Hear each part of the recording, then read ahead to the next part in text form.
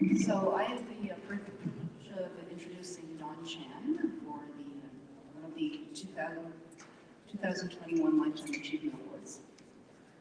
So you all know, of course, that Don was our SRS president in 1997, but this was because of his extensive service to our society.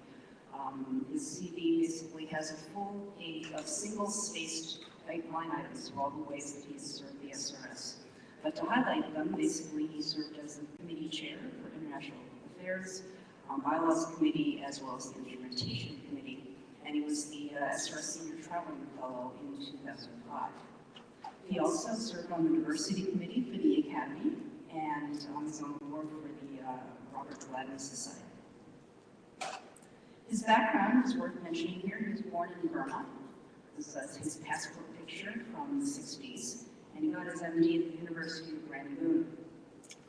He worked at the University of Hong Kong under Hodgson, who, as you know, was a pioneer in anterior spinal techniques, and that was one of Dr. Chan's contributions is forwarding and teaching that around the world.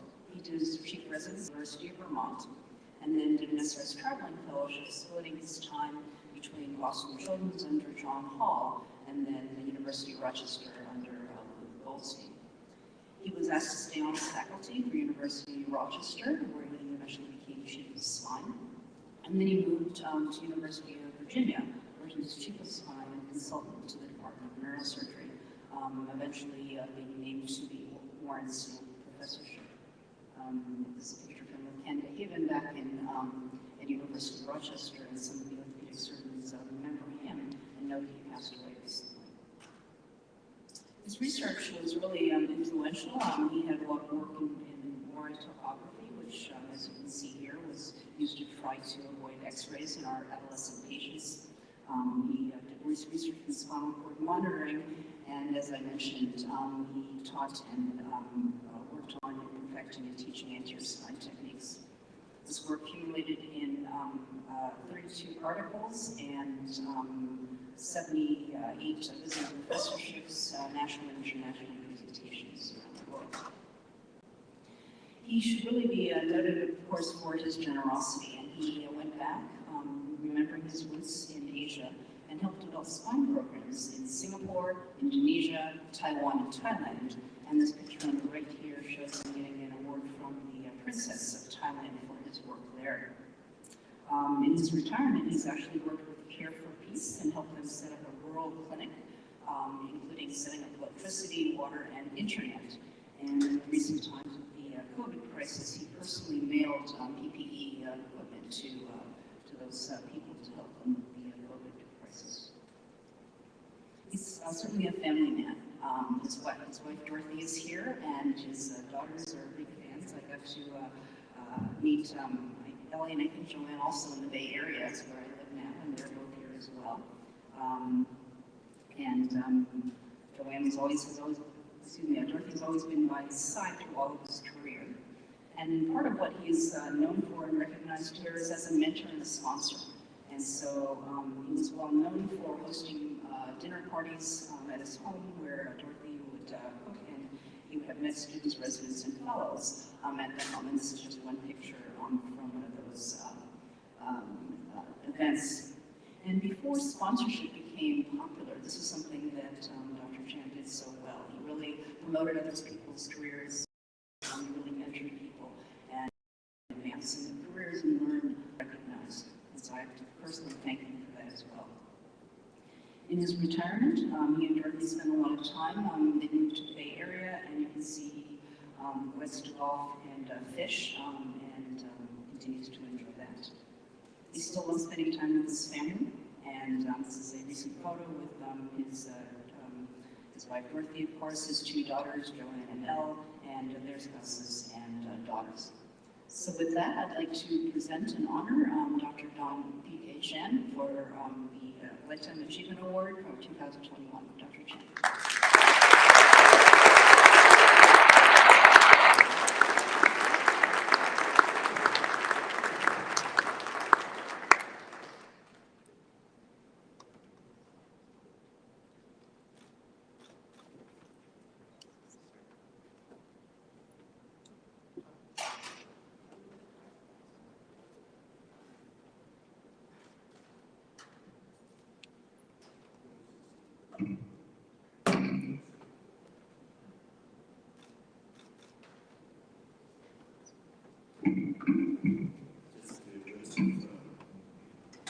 Thanks to Serena, who I've known for a long time, and was always expecting her to become a very well-known leader in the orthopedic and spine world. And all of you probably know that she is going to be the president of the AOA and also the Scoliosis Research Society. Thank you for your nice introduction, Serena. But I just want to make people know about how grateful I am to all the mentors who helped me in the beginning and after my medical degree and my surgical training to subspecialize in spine surgery, particularly at the University of Hong Kong and the University Medical School was just recently, a few days ago, voted to be the 7th best medical school in the world. Anyway, I finished my training in Hong Kong as a surgical trainee, and we taught a lot of surgeons from around the world who would come to visit Professor Hodgson and Dr. Arthur Yao and myself to learn the anterior spinal technique, first popularized in the late 50s and 60s in the management of scoliosis and kyphosis due to tuberculosis.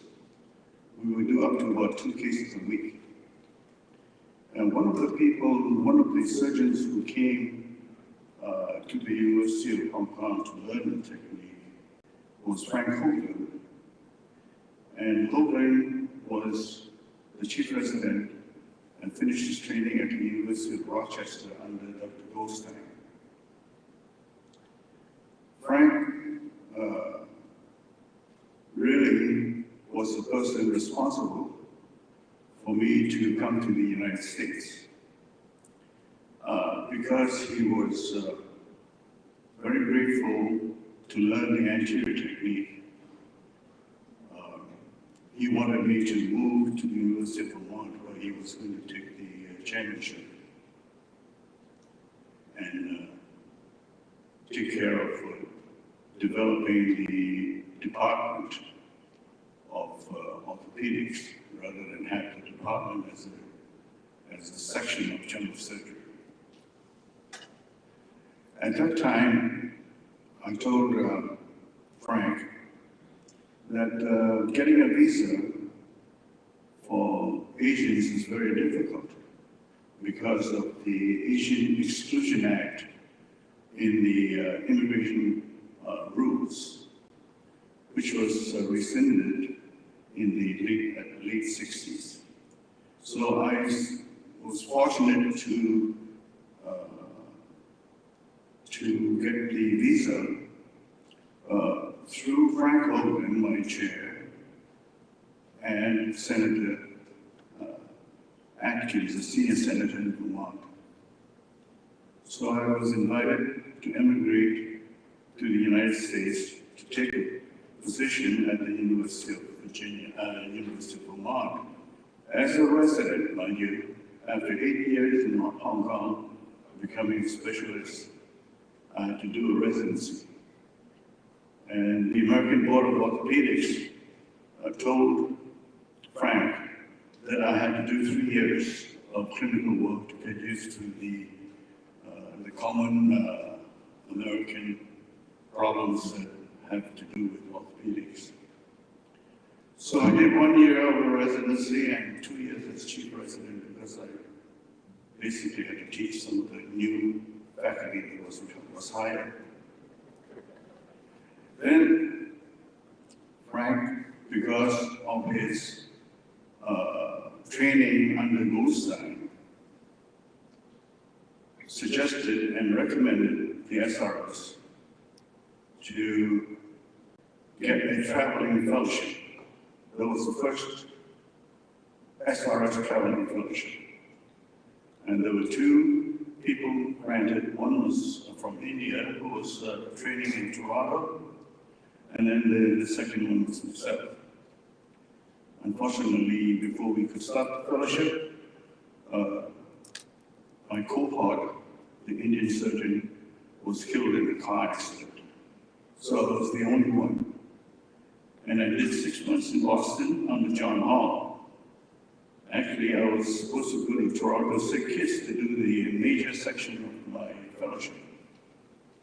And John Hall said that he was supposed to come to Toronto to work with me, but I was just awarded the professorship and chief of spine at the Boston Children's Hospital.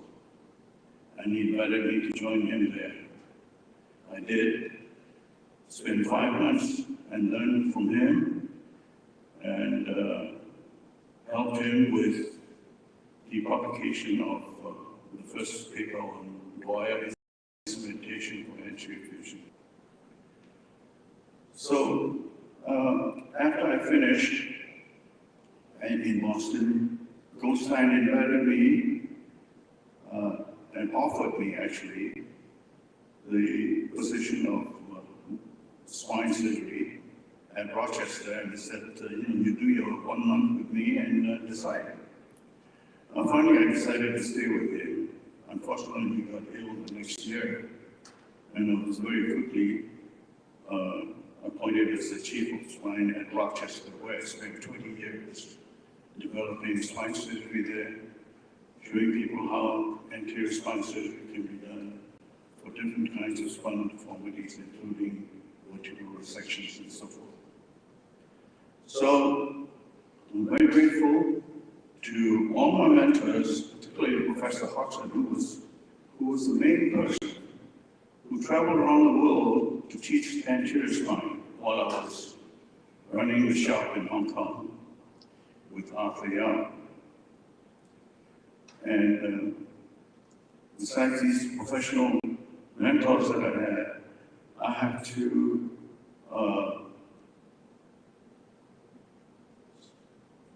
tell my wife that she is one of the most important persons to support me.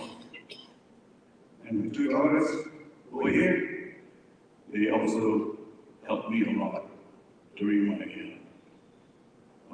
career. Finally, I became the president of Scoliosis Research Society. I've been a member since '72.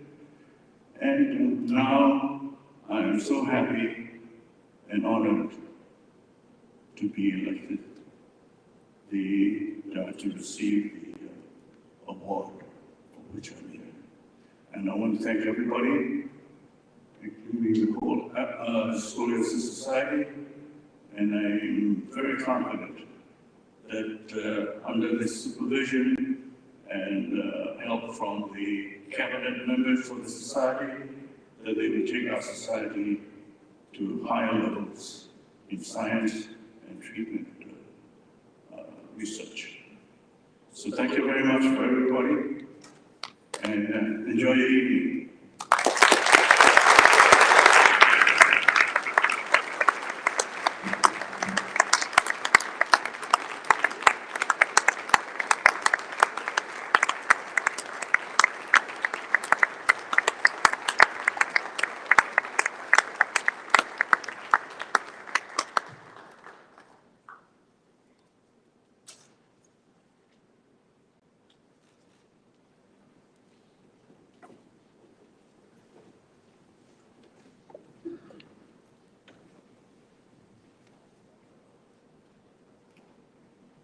Thank you. And that was my extreme pleasure to honor my professor when I was in medical school at the University of Michigan, Dr. Hensinger, with the Lifetime Achievement Award.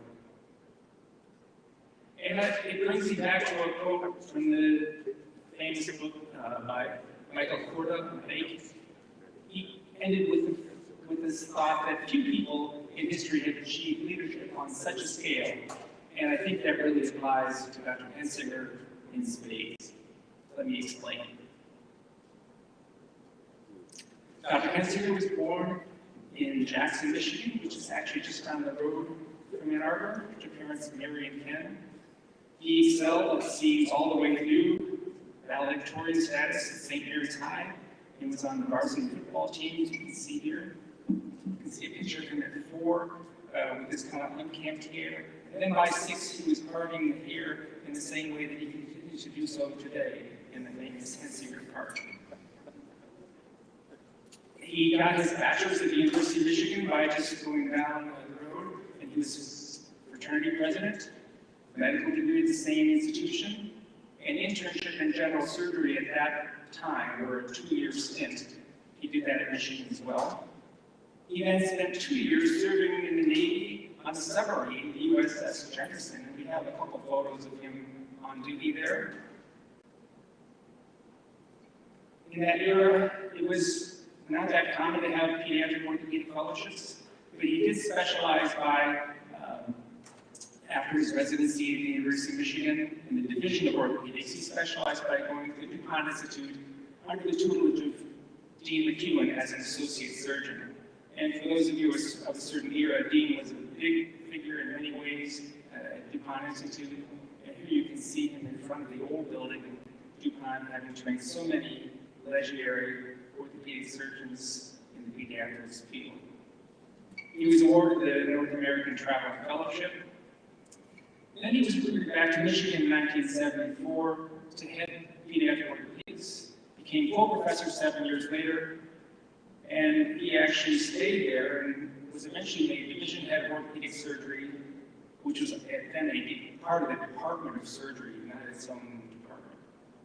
He then, in 2001, took the section of orthopedics to departmental status for the first time and was named the honor of the William Smith Collegiate Professor by the Regents of the University, and then finally became an emeritus professor in 2010. He's achieved many honors and awards, including the HITS Award from this society, Human Award from COSNA. He gave the Harrington Lecture as well, and he got a Distinguished Achievement Award from COSNA, from the university, and a Teaching Award, and Lifetime Achievement Award, many, many awards, all honored. He's an impactful innovator. How many times have you seen this slide?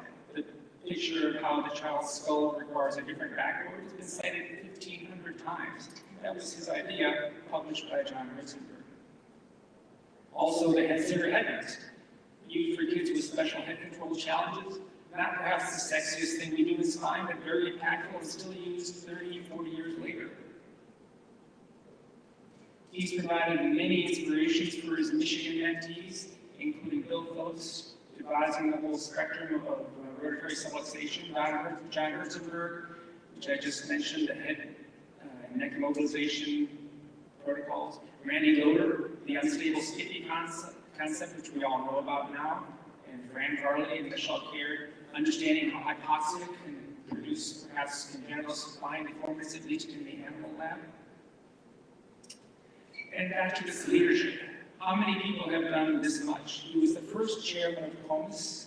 He was president of POSNA in 1985-86, president of this organization in 1988-89, and even president of the Academy in 1992-93.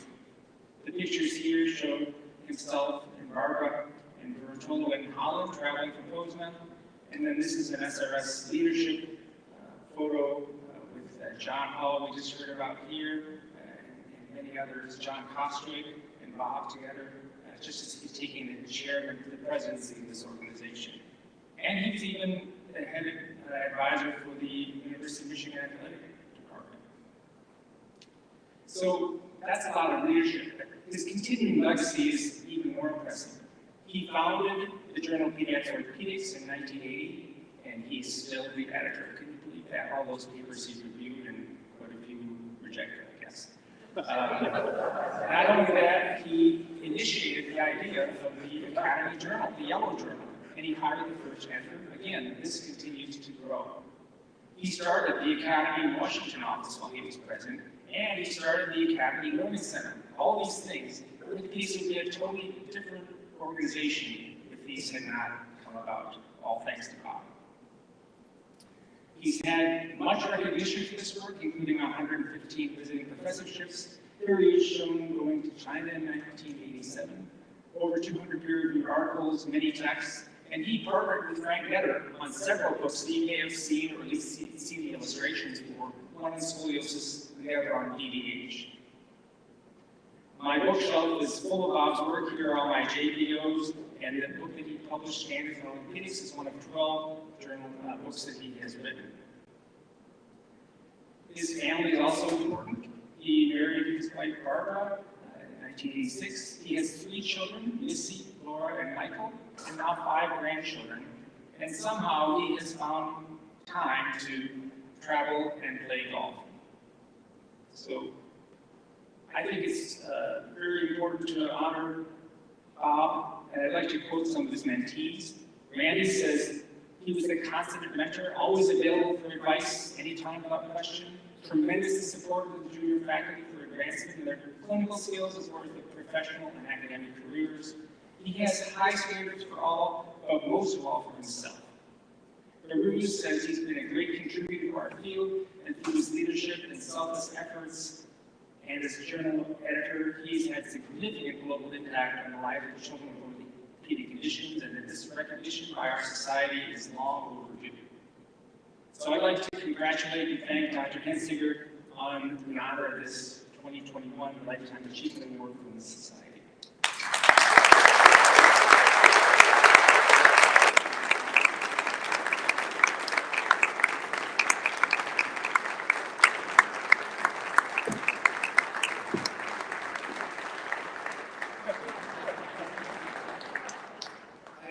It's not too much.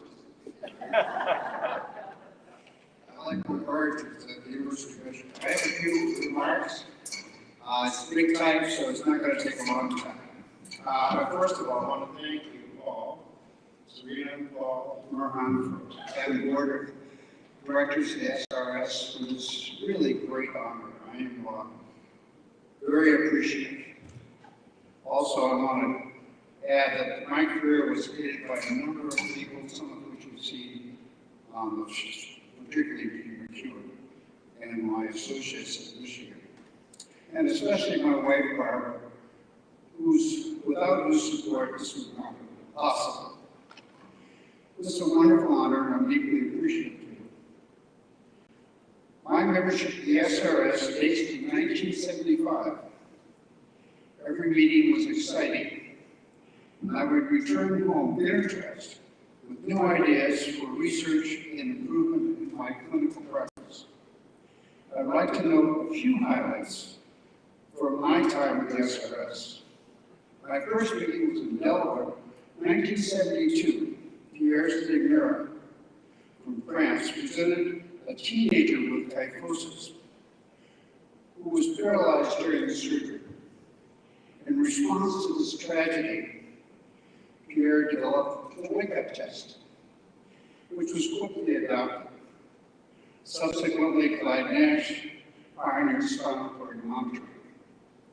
Dean McEwen, my mentor, after a similar experience, established the SRS registry for neurological injury following spine surgery, which allowed a better understanding of the problem and the initiation of successful management. Dean invited George Thomasy from South Africa to present his research defining the watershed area of the spinal cord blood flow and how it could be compromised by stretching and low blood pressure. We learned that the artery of abdominis was all hat and no cap. In the mid-80s, I was secretary of the SRS when Ted Law told the board that there was a surgeon in Mexico City that was doing interesting things using rods and wires to stabilize children with neuromuscular scoliosis. Ted went to Mexico and returned to inform us that Barbara Luque was the real deal, and that he had invited Barbara to lecture to us on the segment of spine instrumentation. Later, we learned that Eduardo actually trained with Risser and that he married Risser's daughter, so he wasn't exactly a rookie. Ben Allen and Ron Ferguson developed the Galveston technique to extend the rods to the pelvis, and Colin Mosley made the unit rod, which was terribly difficult to install, but provided extraordinary correction, and we thought we were in spine heaven. Then Yves Drell and Gene Doucet introduced us to the next generation of segmented instrumentation, and the rest is history, and you can see that in this speaking. 1987, Bill Cade was the chairman of the nominating committee and said to me, "I'm going to nominate you for president and get it over with." I was not sure what Bill meant, but I didn't say no. When I was president, we had the first combined meeting with the European Pediatric or European Spine Society in Amsterdam. Vern Tull was the program chair. And we, coupled with the European group, had a wonderful, successful meeting. Yves Drell and Roy Camille were my presidential guest speakers. We established a close relationship with our European counterparts, and it was an early step in becoming this society and becoming an international society. During the span of my career, we have experienced monumental change in spine surgery with dramatically improved patient outcomes, better correction, fewer complications, shorter length of stays, and the list goes on. It's what the FDA calls safe and effective. Wonderfully inventive spine surgeons make up this society. I hope you find the same excitement and camaraderie in your membership as I have in mine.